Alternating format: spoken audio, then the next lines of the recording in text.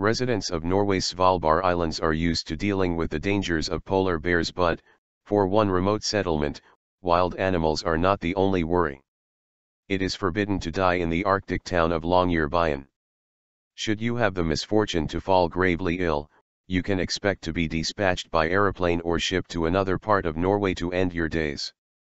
And if you are terminally unlucky and succumb to misfortune or disease, no one will bury you here. The town's small graveyard stopped accepting newcomers 70 years ago, after it was discovered that the bodies were failing to decompose. Corpses preserved by permafrost have since become objects of morbid curiosity. Scientists recently removed tissue from a man who did die here. They found traces of the influenza virus which carried him and many others away in an epidemic in 1917. Longyearbyen's no-death policy stems as much from its remote location as from its harsh climate. At 78 degrees north, it lies on the archipelago of Svalbard, a group of islands between Norway's northern coast and the North Pole. About 1,500 people inhabit small wooden houses which are partly sheltered from the Arctic winds by the settlement's location in a mountain valley. Global warming. Kristin Groding is a physiotherapist, who moved here 12 years ago. Her naturally light complexion has been reddened by the constant summer sunlight. The Arctic day lasts from March until October, but it never gets very warm, and, on the day we met, Kristin kept her thick coat zipped tight. Looking out towards Longyearbyen Bay, she explained that the ice fjord, as it is known, has stopped being icy. Even in midwinter, the water no longer freezes and the glaciers around it are receding.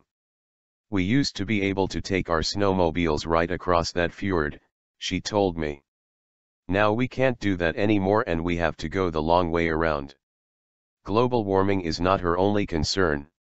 She also worries about what she will do when she retires, as this community has no facilities to care for the old or frail, hence perhaps its entrenched fear of death. But although there is no old people's home, there is a kindergarten. In winter, when the darkness lasts for months on end, the children make images of the sun with yellow paint and tissue paper and stick them to the windows. Kristin has met some of the children at her physiotherapy clinic. She says they have developed mobility problems because of their heavy winter clothes and must be trained to stretch their limbs in the warmth. Polar bears. Trips outside the kindergarten's walls carry a more immediate danger for the children and, for this reason, the teacher carries a gun. Longyearbyen is in the land of the polar bear, an animal which causes real dread among its residents.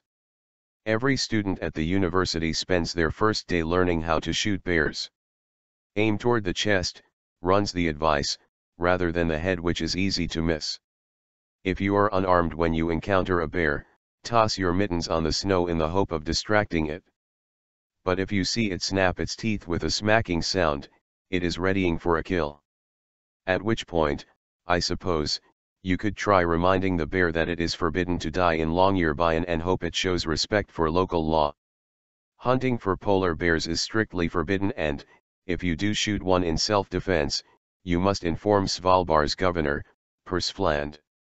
He has a large stuffed one in his office, which he assured me he did not shoot himself. Wildlife. In fact, it is the governor's enthusiasm for wildlife that led him to take this remote posting, after working for the state prosecutor's office as a lawyer in Oslo.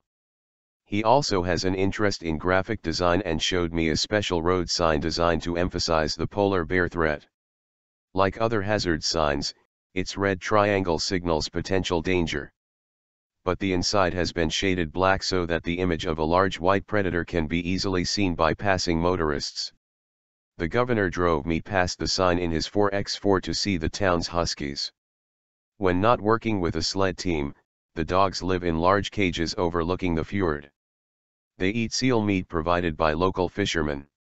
A colony of eider ducks has made its home between the husky kennels, about 100 pairs in all.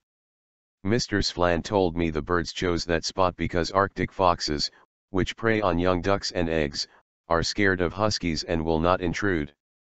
Seeing the duck feathers on the frosty ground made me think of eiderdown, and I imagined how cozy it must feel to snuggle beneath a quilt to escape the polar cold when the season turns to winter. Perhaps even with a cuddly toy, although not, I think, a white teddy bear, which could provoke bad dreams throughout an Arctic night which never seems to end.